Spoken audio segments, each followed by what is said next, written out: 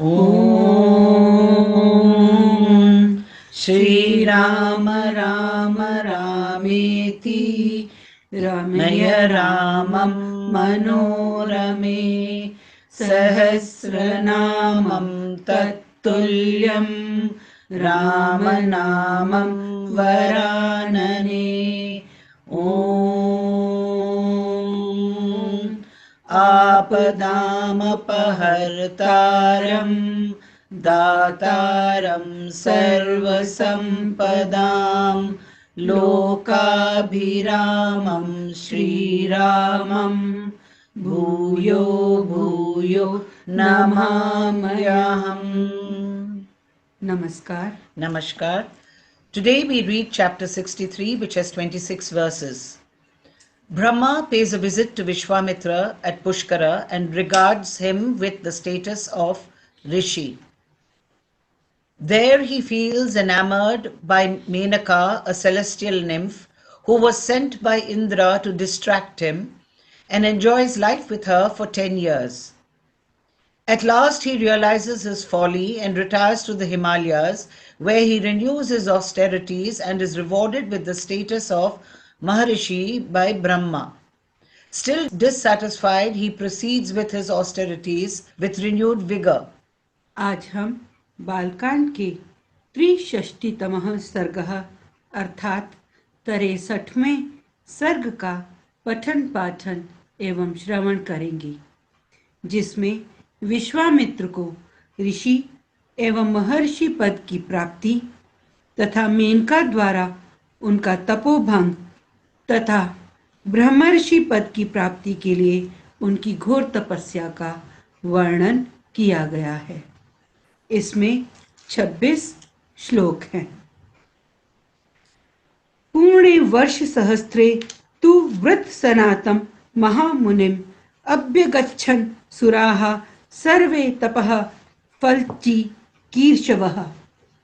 शतानंद जी कहते हैं, श्री राम जब 1000 वर्ष पूरे हो गए तब उन्होंने व्रत की समाप्ति का स्नान किया। स्नान कर लेने पर महामुनि विश्वामित्र के पास संपूर्ण देवता उन्हें तपस्या का फल देने की इच्छा से आए। At the time, at the end of 1000 years, all the gods headed by Brahma, the creator, for their part, keen as they were to bestow on the sage the fruit of his austerities, personally called on Vishwamitra, the eminent sage, who had just finished his ablutions, marking the conclusion of a sacred vow. अब्रवीत सुमहातेजा Brahma सुरुचिरं वचः ऋषिस्तवं मसी भद्रम ते स्वार्जितैः कर्मभिः शुभैः। उस समय महातेजस्वी ब्रह्मा जी ने मधुर वाणी में कहा, मुने तुम्हारा कल्याण हो, अब तुम अपने द्वारा उपार्जित शुभ कर्मों के प्रभाव से ऋषि हो गए। The exceptionally glorious Brahma addressed Vishwamitra with the following and most pleasing words. May God betide you. You have now become a rishi, pure and simple, while you were till now only a royal sage by virtue of your pious acts in shape of austerities performed by your own self. तमेव मुक्त्वा देवेशस्त्रिदिवं पुनरभ्यगात् विश्वामित्रो महातेजा भूयस्तेपे महत् तपः। उनसे ऐसा कहकर देवेश्वर ब्रह्मा जी पुनः स्वर्ग को चले गए। इधर महातेजस्वी विश्वामित्र पुनः बड़ी भारी तपस्या में लग गए। Speaking to him thus, Brahma, the suzerain lord of the gods, returned to the highest heaven, his own realm, while Vishwamitra, the great ascetic, embarked once more on a course of severe austerities. ततः कालेन महता मेनका परमप्सराः पुष्करेषु नरश्रेष्ठ स्नातुम समुपचक्रमे। नरश्रेष्ठ तदनंतर बहुत समय व्यतीत होने पर परम सुंदरी अप्सरा मेनका पुष्कर में आई और वहां स्नान की तैयारी करने लगी। Then, after a long time, one day, Menaka, a celestial nymph of the highest order, came to bathe in the three lakes, going by the name of Pushkara, or jewel among men. ताम ददर्श महातेजा मेनकाम कुशिकात्मजः रूपेणा प्रतिमाम तत्र विद्युतम जलदे यथा। महातेजस्वी कुशिक नंदन विश्वामित्र ने वहां उस मेनका को देखा। उसके रूप और लावण्य की कहीं तुलना नहीं थी। जैसे बादल में बिजली चमकती हो, उसी प्रकार वह पुष्कर के जल में शोभा पा रही थी। The highly glorious Vishwamitra, son of Kushika, beheld in the water of one of the aforesaid lakes the celebrated Menaka, matchless in beauty, shining like a streak of lightning in the cloud. कंदर्प दर्प वशगो मुनिस्तामिदं ब्रवीत अप्सरः स्वागतम ते अस्तु वश्चैः ममाश्रमे।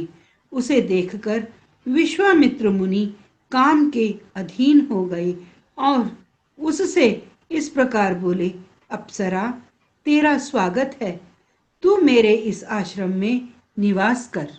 Succumbing to the passion of love, the sage Vishwamitra spoke to her in the following words: My welcome to you, O celestial nymph. Nay, dwell in this hermitage of mine. अनुगृह्णीष्व भद्रम ते मदनेन विमोहितम इत्युक्ता सा वरारोहा तत्र वासमथा करोत। तेरा भला हो, मैं काम से मोहित हो रहा हूँ, मुझ पर कृपा कर। उनके ऐसा कहने पर सुंदर कटि प्रदेश वाली मेनका वहां निवास करने लगी। May prosperity attend on you. Be gracious to me, infatuated as I am through love for you. Requested thus, the aforesaid Belle forthwith took up her abode in that hermitage. तपसो ही महाविघ्नो विश्वामित्र मुपागमत तस्याम वसंतयाम वर्षाणि पंच पंच च राघव। विश्वामित्राश्रमे सौम्ये सुखेन व्यतिचक्रमुहु। इस प्रकार तपस्या का बहुत बड़ा विघ्न विश्वामित्र जी के पास स्वयं उपस्थित हो गया। रघुनंदन मेनका को विश्वामित्र जी के उस सौम्य आश्रम पर रहते हुए 10 वर्ष बड़े सुख से बीते। Indeed, in the form of this nymph, a great obstacle in the way of his austerities presented itself before Vishwamitra. 10 years were spent happily by her while living in that pleasant hermitage of Vishwamitra, O Rama. अथ काले गते तस्मिन् विश्वामित्रो महामुनिः सव्रीड इव संवृत्तश्चिंता शोकपरायणः।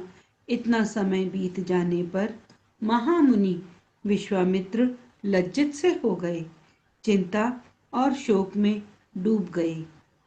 So much time having rolled by unperceived by the great sage, Vishwamitra felt ashamed, as it were, and fell a prey to anxiety and grief. बुद्धिर्मुनेः समुत्पन्ना सामर्षा Raghunandan सर्वं सुराणां कर्मैतत् तपो अपहरणम महत्। रघुनंदन मुनि के मन में रोष पूर्वक यह विचार उत्पन्न हुआ कि यह सब देवताओं की करतूत है। उन्होंने हमारी तपस्या का अपहरण करने के लिए यह महान प्रयास किया है। The revelation dawned on him with a feeling of indignation, O Sian of Raghu, that all that which was a deep laid design to rob him of his spiritual energy stored by him through his ascesis was the work of the gods. अहोरात्रा प्रदेशेन गताः संवत्सरा दश काममोहाभिभूतस्य विघ्नो अयं प्रत्युपस्थितः। मैं काम जनित मोह से ऐसा आक्रांत हो गया कि मेरे 10 वर्ष एक दिन रात के समान बीत गए। यह मेरी तपस्या में बहुत बड़ा विघ्न उपस्थित हो गया।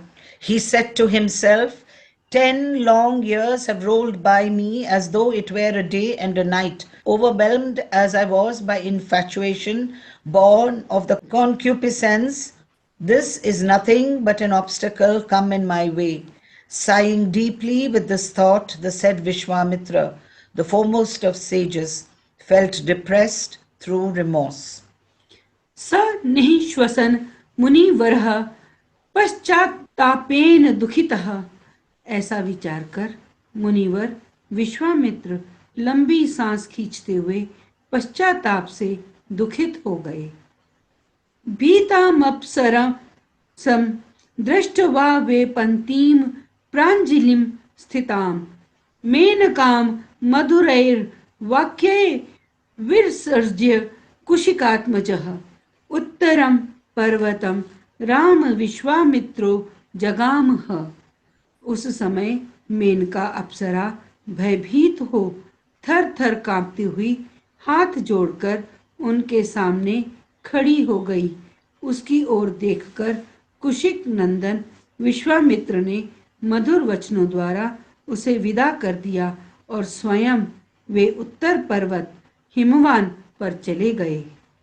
Seeing the celestial nymph Menaka standing before him with folded hands, trembling with fear and dismissing her with sweet expressions, O Rama, Vishwamitra, son of Kushika, proceeded to the northern mountain, the Himalayas. So the tradition goes. सकृत्वा नैष्ठिकीं बुद्धिं जेतु कामो महायशाः कौशिकीतीर्मासाद्य तपस्तेपे दुरासदम। वहां उन महायशस्वी मुनि ने निश्चयात्मक बुद्धि का आश्रय ले कामदेव को जीतने के लिए कौशिकी तट पर जाकर दुर्जय तपस्या आरंभ की। Making a firm resolve to observe lifelong celibacy with intent to conquer his passion, and reaching the banks of the Kaushiki, Vishwamitra, the highly illustrious sage, practiced austerities which were hard to accomplish for others. A reference is invited once more in this connection to verses 7 and 8 of chapter 34, in which it has been clearly shown how the elder sister of Vishwamitra, having followed her deceased husband to heaven, further turned into a river and still flows under the name of Kaushiki, the modern Koshi in Bihar. तस्य वर्ष सहस्त्राणि घोरं तप उपासतः उत्तरे पर्वते राम देवतानां भूत भयम्।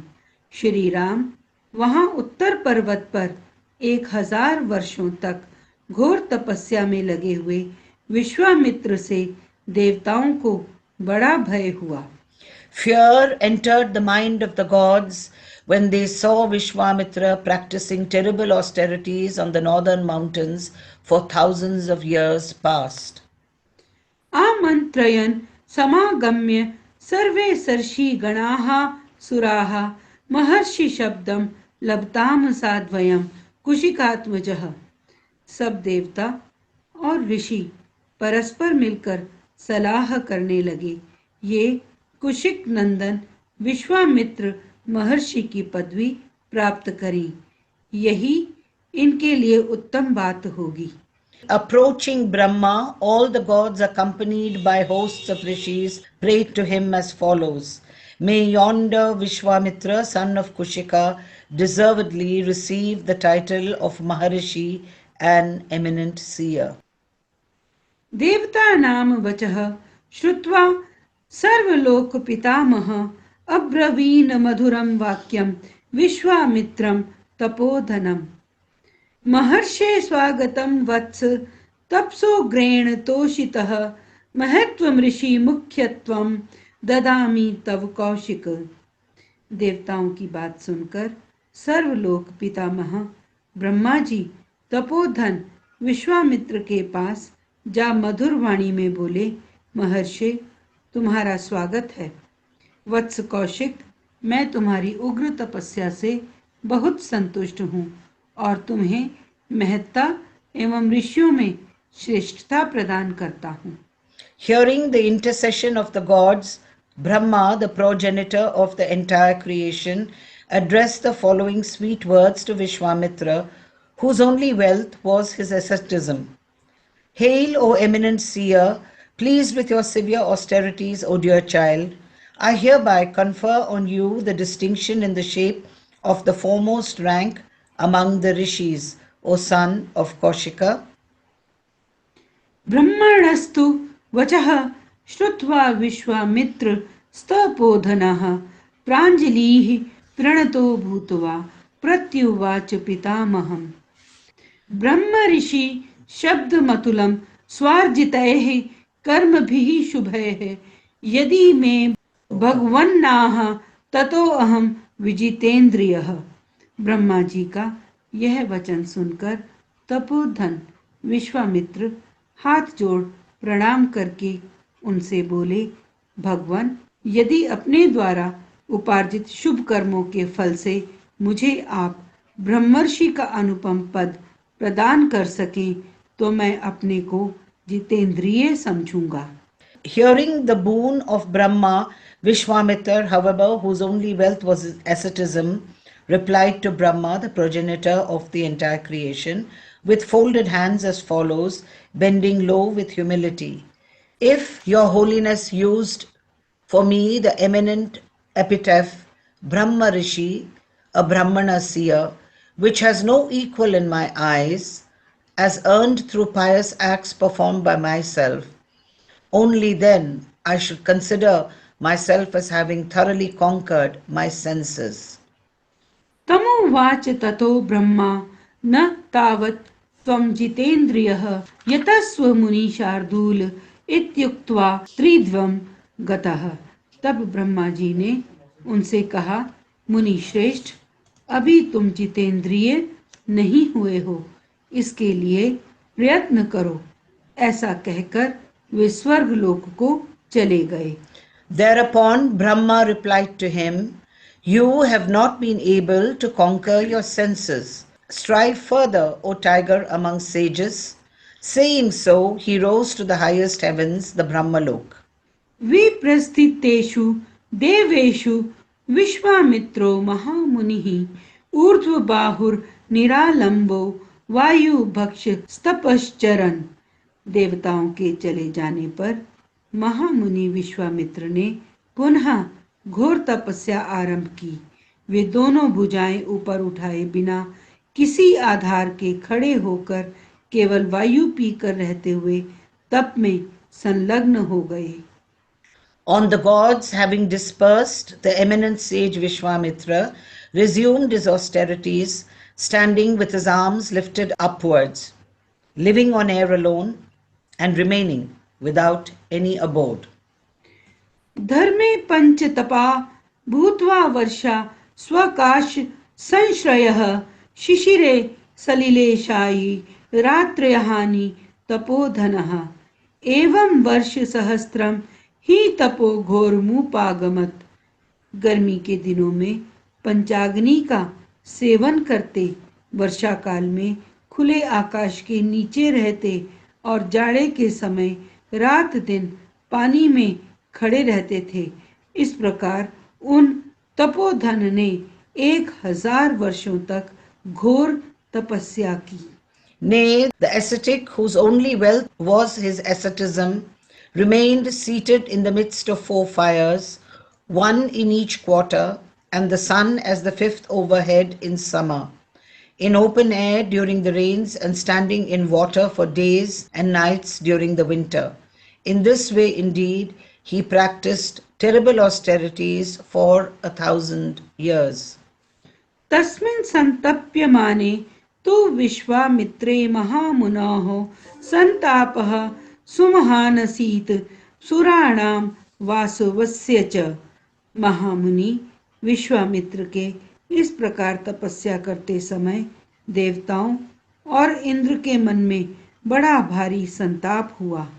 While the great sage Vishwamitra was duly practicing austerities, as aforesaid, deep anguish indeed seized the minds of the gods as well as that of Indra. रम्भामप्सरा सम शक्रः सर्वैः सह मरुद्गणैः उवाचात्महितं वाक्यमहितं कौशिकस्य च। समस्त मरुदगणों सहित इंद्र ने उस समय रंभा अप्सरा से ऐसी बात कही जो अपने लिए हितकर और विश्वामित्र के लिए अहितकर थी। Indra, along with all the hosts of gods, called and addressed the celestial nymph Ramba the following request, which was in Indra's own interest and prejudicial to Vishwamitra, the son of Kushika. इत्यार्षे श्रीमद् रामायणे वाल्मीकिये आदि काव्ये बालकांडे 63तमः सर्गः। इस प्रकार श्री वाल्मीकि निर्मित आर्ष रामायण आदि काव्य के बालकांड में 63वां सर्ग पूरा हुआ। Thus ends Canto 63 in the Balakandam of the glorious Ramayana of Valmiki, the work of a rishi and the oldest epic. Om Shri Ram Ram Rameti Ramaya Ramam Manorame Sahasranamam Tattulyam Ramanamam Varanane. Om आपदामपहर्तारं दातारं सर्वसम्पदां लोकाभिरामं श्रीरामं भूयो भूयो नमाम्यहम्। धन्यवाद। Dhanyavad.